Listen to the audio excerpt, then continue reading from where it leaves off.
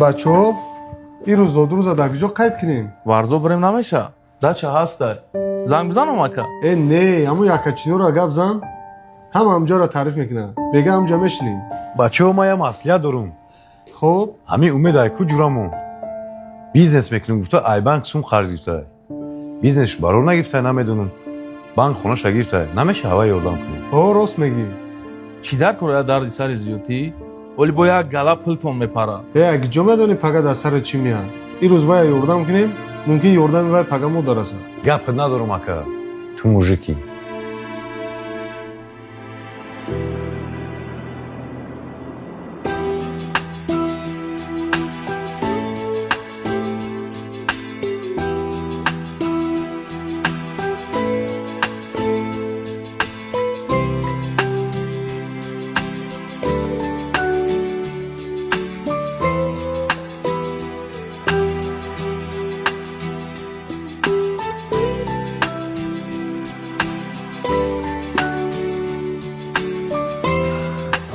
خیلی امید شما ده بچه ها کدام شمال شما رای طرف ها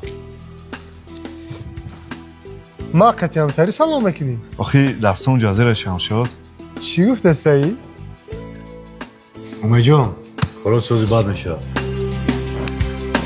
شما ده